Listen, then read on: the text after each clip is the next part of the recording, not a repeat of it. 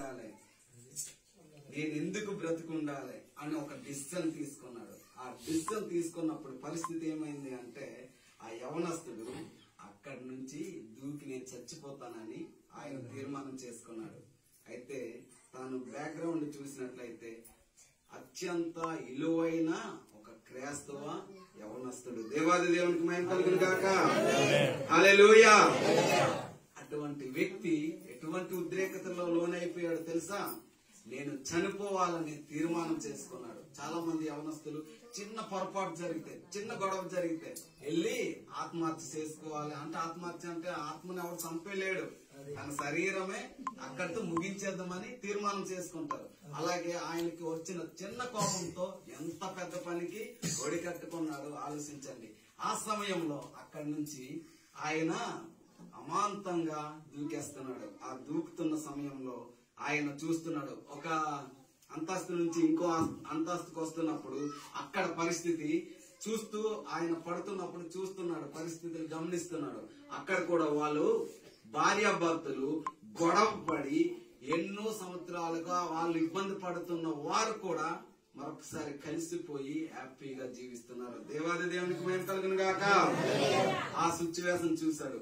ఇంకా కిందకు వస్తే తను ప్రమాదంలో, ఒక వ్యక్తి వాళ్ళ ఫ్యామిలీ ప్రమాదంలో వెళ్లి కారు ఢీకొని 2 కాళ్ళు చేతులు తెగిపోనాయి, కానీ సంతోషంగా దేవుణ్ణి స్తుతిస్తున్నారు. హల్లెలూయా. ఆ సిచ్యువేషన్ కూడా చూస్తున్నాడు. చివరికి ఆటోమేటిక్ ఆల్రెడీ దూకేశాడు, అక్కడ ఆపడానికి ఛాన్స్ అయితే లేదు. అయితే అలా పడిపోతున్న వ్యక్తి ఒక సిచ్యువేషన్ తర్వాత ఇంకో సిచ్యువేషన్, ఆ పరిస్థితులను చూస్తూ చూస్తూ కిందికి వెళ్తున్నప్పుడు అప్పుడు తన మనసులో ఏటొచ్చింది తెలుసా? హృదయ పరివర్తన. అందులో ఏమని పశ్చాత్తాపడుతున్నాడంటే, దేవా ప్రభువా, నేను ఇన్నాళ్ళు నీ కొరకు బ్రతికాను, జీవించాను, కానీ ఈసారి నన్ను కాపాడువా అంటే దేవుడు కాపాడడానికి ఛాన్స్ ఉంటుందా?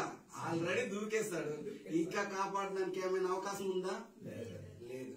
అప్పుడు దేవుడు చెప్పే అమూల్యమైన విషయం ఏంటంటే, నిన్ను కాపాడును గాని నిన్ను రక్షిస్తాను. దేవాది దేవునికి మహిమ కలుగును గాక.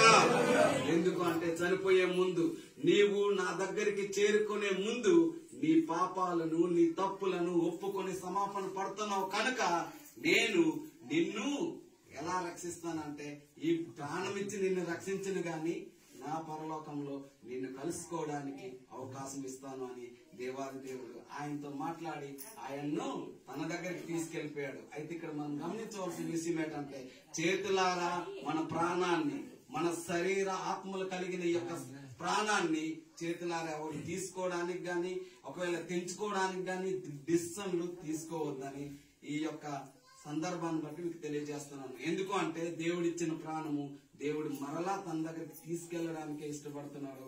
ఇక్కడ మీకు అందరికీ ఈ యొక్క పేపర్స్ ఇస్తాం. ఈ పేపర్స్